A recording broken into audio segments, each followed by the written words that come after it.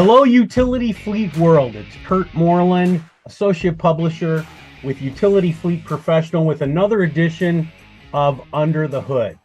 And, the country right now, the timing of this has been gripped in a big freeze, a big chill. Not only those in the upper half of the United States are dealing with sub-zero wind chills, but I believe there was some record temperatures and snows, even in the southern half of the United States, that they're not used to dealing with. So I'm very happy to bring in with as my guest Matt Gilliland, and Matt is the fleet manager at Nebraska Public Power. And Matt, welcome and thanks for being our guest today. Good morning, Kurt. I'm happy to be your guest. The topic is very timely. I think that this is a very good opportunity to share with your listeners some learnings and some best practices. And I really appreciate the chance just to sit down with you. I know we've known each other for a long period of time, so it's always good to catch up. Yeah, and I always like to think of this podcast not only for utility fleet managers, but for all work truck and all fleet managers. They're going to get something valuable to help them with their jobs. So let's jump into it. I'm going to the focus of this podcast is going to be winterizing the fleet. And one of the things that we're going to be talking about things that fleet managers can do to prepare for winter and cold conditions. The first one I wanted to ask you about is tires. Do you guys go to a snow tire, or do you use tire chains at all on your fleets once wintertime comes around? That's a great question. We do not, Kurt, go to any specific snow type of tire. The reason being is we cover the vast territory here in Nebraska. It's right the middle part of America. We see so much different type of terrain. We see sand, we see mud, we see clay, we see grass, we see highway. We try to aim for the sweet spot of all-terrain type tires, mud and snow type tires. We do not specifically transition to any snow tire. We are very adamant about the ultimate mud and snow and all-terrain tires that we do buy. We do buy the tires as much as we possibly can. The ice and snow insignia on the side. It's a very small triangular insignia, but it's an important thing to look for, that winter insignia on tires. Not all tires, including mud and snow and including even all-terrain tires, have that. It's just one more thing above and beyond a regular M&S tire to equip it for sand and snow and ice for that matter, largely because of the siping as well as that rubber composition. Additionally, we do strive to be prepared as possible from a tread depth standpoint. We do a lot of messaging internal to our company so that the operators know, hey, when you're at a certain tread depth, 630 seconds, 730 seconds, let's start this process going, because tires are just like anything else in supply chain. They're impacted. So let's be sure we're not expecting to walk in and replace a worn out tire. Let's try to do some planning ahead of that. So as we enter the September, October timeframe, lots of communication with our operators about that very thing. Let's start the process of renewing any tire that needs to be renewed. Then you asked a great second part of that was tire chains. Absolutely. We're a big believer in tire chains. Most everything that has an aerial or a crane on it has tire chains on it or with it and available. We use a great resource, tirechains.com. Sounds pretty easy, and it is. And our operators largely take that on their own. We, from a fleet perspective, provide some guidance as to what works well, what goes on easy, what comes off easy. And because tire chains are, I don't know, they're kind of like golf clubs. They're that you get like personal favorites. You get these folks that like a certain type, they don't like another type. And then again, because some of our crews are in very hilly areas, some of our crews are in very flat areas, mud comes into play from time to time. So it really enables and empowers them to make some personal choices on what they like. And then I will add, you didn't ask about it, but I'm going to add to it here. There's another technology that we have onboarded, and we've been using this technology for about 10 years. It's a company that, and there's several out there that do this, but it's tire inflation, central tire inflation, so that during low speed, high traction need scenarios, you can actually adjust to tire inflation, which then increases the footprint, that contact patch of the tire, and it makes an immense difference. That has been probably, well, not probably, it is hands down the most beneficial thing that we have done for our crews when it comes to getting around.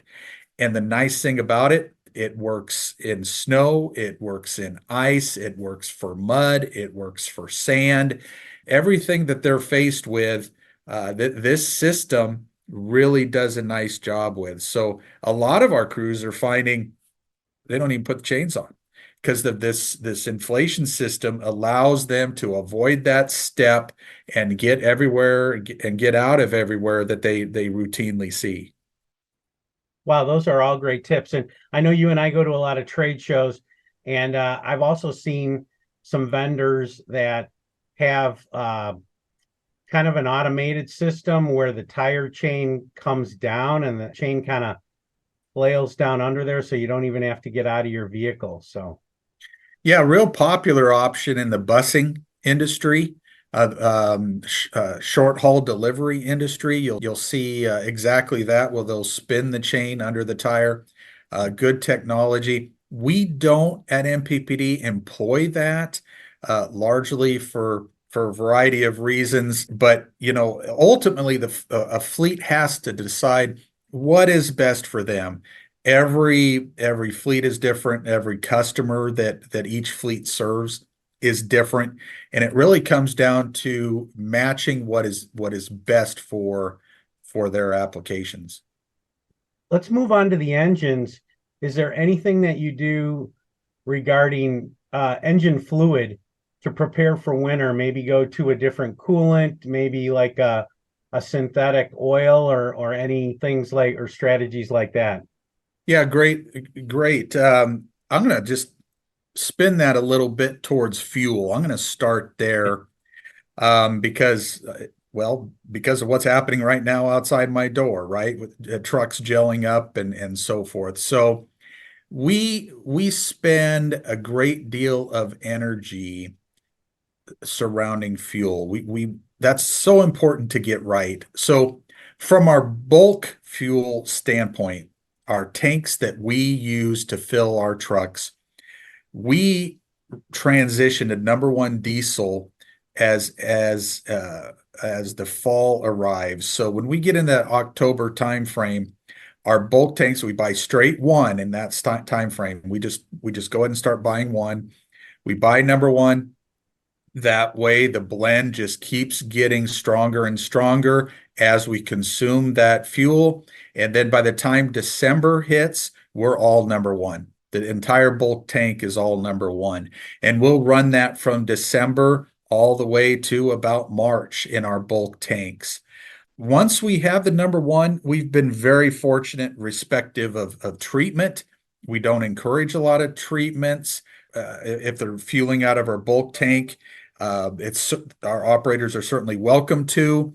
We recommend one or two that are pretty well known in the industry, are pretty proven in the industry. House being one of them, Power Service being another. Both good brands.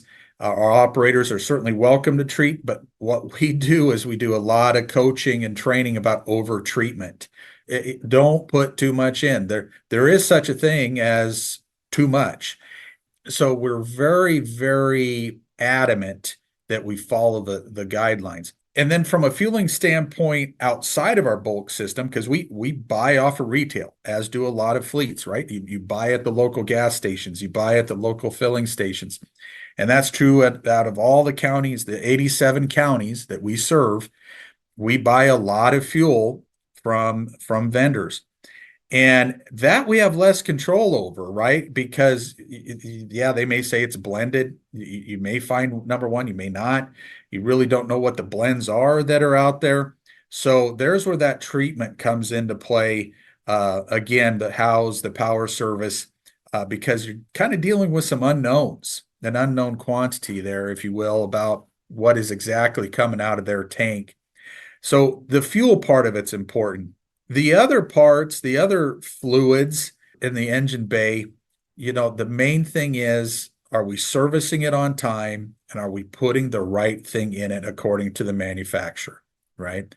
Is it full, serviced at the right time, and does it have the right stuff in it? Engine oils right now are becoming so complex, right? The various ratings of the engine oil, let alone the viscosities. Open the manual. We are adamant that our vendors, as well as ourselves, we put in what the manufacturer recommends. There's the 020s, 030s, the 1030s. There's a lot of very new oils out there. So we are just sticklers for what the manufacturer says. And we have found that to be the best policy. We don't change to a certain type or a synthetic, and we don't go back and forth. We stick with what the manufacturer says, and we live with that throughout the life of the vehicle. From a branding standpoint, we're not brand specific, and a lot of that is because we are so spread out. It's difficult to have access to a specific brand you may or may not want, and it's very difficult then to be what I would call religious, sticking with it, because vendors, they change, right? Based on pricing, based on availability. So that's the one part. If I could fix something relative to what we do with our oils, Kurt, that'd be it. Is I'd like to get more religious about branding, but we just have some limitations there, and we do our very best. We call out a couple brands. We call out special manufacturers for coolant, but a lot of that, unfortunately, is ultimately determined by some of the vendors we use across the state. Because such a big state, some of our maintenance just has to be outsourced. That's very interesting. So what about the coolant? Do you go to a different coolant in the wintertime, or you just kind of go with what you got? We go with what the manufacturer says. Again, coolants, it used to be ethylene glycol, right? Green, very straightforward. Everybody had it, really easy. Then you had the, Dex Cool and what's it called? Organic acid technology, AOT, right? When that came out from GM, that was pretty monumental. And so what we really try to do is we say, look, what's the owner's manual say for that particular unit? That's what we're going to put in. Now, relative to the strength of the protection, absolutely. We require, whether we do it or our vendors do it, when we do a PM, we require that strength to be tested of that coolant. We also check the pH of that coolant. We also then will test for electrolysis of that coolant, because all of those have an impact to the behavior of that antifreeze and the behavior and longevity of those systems, heater cores, thermostats, hoses, electrolysis especially. There's so many different types of metals that are in that engine now and in that radiator now. And so the electrical currents that occur over time have an impact to the metallurgy. So we're always testing for that as well. We have found if we're adamant about those four things, we're successful. We just don't have a lot of coolant problems. Strength, is it the right manufacturer? pH, electrolysis, and so forth. Those are kind of the pillars we stand on. Matt, you are a wealth of knowledge. This is all great information. I'm going to give a shout out to one of our longtime advertisers, Bollinger. I was talking to my contact out there, Steve Speak, and he told me that you can even get now a different type of fluid in your hydraulics for the wintertime. Have you heard anything about this? Yes. Yeah, absolutely. It's something that we've really embraced for a number of years is a great many options available. Again, fleet managers may have a certain brand or a certain type that they're married to or prefer, and that's very, very good. But we have really done a lot of work benchmarking and engaging folks up north. Canadians, folks in North Dakota, folks in South Dakota, folks in Upper Minnesota. What are you using? What have you had success with? We've had great luck, whether we're working with Bollinger that you mentioned. Another is Petro-Canada. It's a brand that we've had great success with as well. But we have found that most manufacturers are agreeable to the oils that we're suggesting. We call those out in our specification. We want specific oils in that hydraulic system that we know that are going to contend with the extreme cold that we have here in Nebraska. That's just very important. The other thing is heaters, tank heaters, right? System or tank heaters, whether that is warming up the system by letting it go over relief or actually having a hydraulic heater of some sort, whether it's based on the engine coolant, whether it's an electrical system that's standalone, whether it's diesel fired. We've used all of the above, but it is important to have that technology bolted on as well. Speaking of keeping, the engines and the truck warm, how do you keep your trucks warm in these sub-zero wind chills? They're out in the elements. You can't bring them in the garage. Again, at trade shows, I've seen like solar blankets. I've seen, heated dipsticks. What has worked for you, or what have you researched? So in that respect, blankets, things of that nature, we have never really pulled the trigger on those. We have pulled the trigger on any systems that are offered by the manufacturer, like radiator blankets, things like that, intake blankets. Those things we certainly pursue and have had great success with. Other than that, we really haven't, because we focus so much on getting the oils right, getting the fluids right. Batteries, very important. I skipped over that. I'd be remiss if I didn't spend some time there, but having a good manufactured, good quality battery. I remember when I was first in this industry, Kurt, and my boss said, the warranty never starts the car. And I was like, man, that's pretty insightful, because you can get a great warranty on a crappy battery, but the warranty doesn't start it. And so it's really more important to focus on the quality of the component and does it do the job, and less focus on what kind of replacement warranty you get. And so that's a lesson that has stuck with me in 30 years or so of fleet management, and kind of some rules I live by. But circling back to your question about the blankets and so forth, we don't do any solar blankets or anything like that. We are fortunate where a lot of our trucks live indoors overnight. Those that don't, we can plug in. Those that don't, we have even the ability to get into some lean-tos. So that's very, very fortunate. Sounds good. Well, people who follow the podcast know that I always like a good celebrity story. We talked about trade shows. Um, do you have a good celebrity encounter to share with us?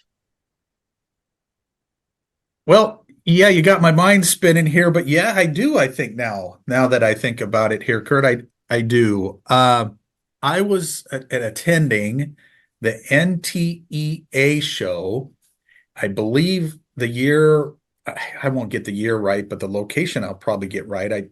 I believe it was in one of the shows in Indianapolis.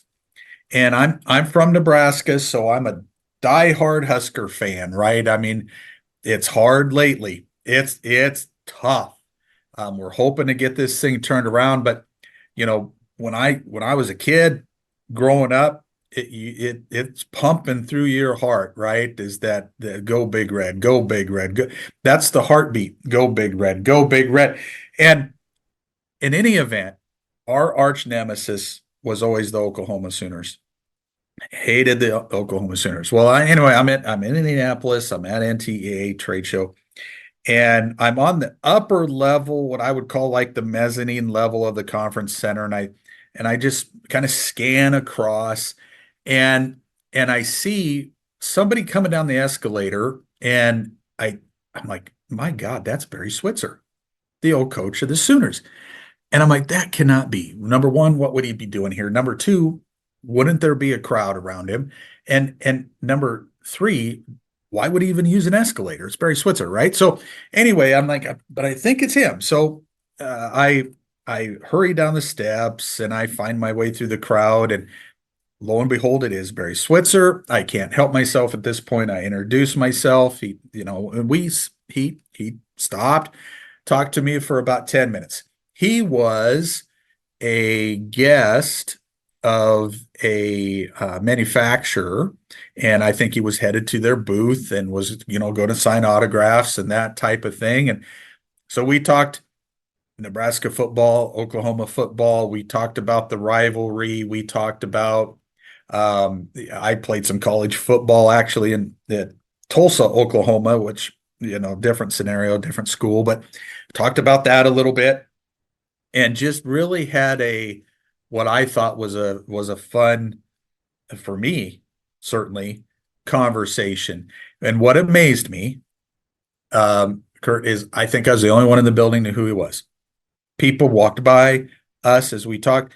I don't think they had a clue. And of course, why would they? When Indianapolis, that was kind of, the Big Eight used to be the Big Eight, and that was before the Big Ten, and but I sure was enamored with it, no doubt there. Yeah, he also went on to coach the Cowboys, who've been in the news quite a bit for the playoffs. So you felt friendly enough to him that when he left, you didn't feel the need to trip him or anything like that. No, heavens, no. I think he was in retirement, as was Tom Osborne, and so I think they have a mutual respect and somewhat of an affinity for one another. So no, there were no punches thrown, and heck, I think all the words were. I don't even think there were four-letter words. So it was very a very good conversation, but we did talk football, and he did say it's the players. It comes down to players. It doesn't matter what the coaches do. It comes down to players. And that's one thing I'll give Barry Switzer credit for. He always had great players, even when he was with the Cowboys. Now he inherited them. And I know that there's a lot of drama about that whole experience if you watch ESPN and the history about Dallas Cowboys and Barry Switzer. But he had some success, that's for sure. Well, let's get back into talking a little bit of business. One of the things that again came out of the big chill, the middle of January here, is EV cars. So, Yeah. it started out as a news story that people were having problems in the northern half of the United States charging their EVs, or their EVs holding a charge. And I know that you've done some articles for us actually early on about your experiences with some EVs. I want to say all the way back to the Chevy Volt. Yes, And sir. So I want to tap into your experience again, keeping in theme with the winter. What your experiences have been, or any tips for working with EVs in the winter. Yeah, that has been a hot button in the news. You're right on target there, Kurt. We were an early adopter. We were one of the first adopters from a utility perspective relative to the Chevy Volt. We were also a early adopter for hybrid electric bucket trucks, and we had some lessons learned. And what was that now? 10, 15 years ago already. Time sure does fly. And we've also learned some lessons with our Ford Lightning recently, with our Chevy Bolt with a B recently, our Ford Mach-E recently. And then we're about to deliver or take delivery of some Silverado EVs. And so, you know, we definitely have a little bit of experience here. And what we've learned is, first of all, electricity is impacted by the cold. We know that because we're a utility. So the how electricity behaves, how it flows, how it just moves from one location to the other. The colder it is, the more difficult that whole process occurs. And so that's what's happening inside that battery, and it's being impacted by the cold. Second is that battery, that system that's in that vehicle, it has to maintain that battery. So it's kind of a self-consuming process. So it's using its own charge, its own capacity to maintain its availability.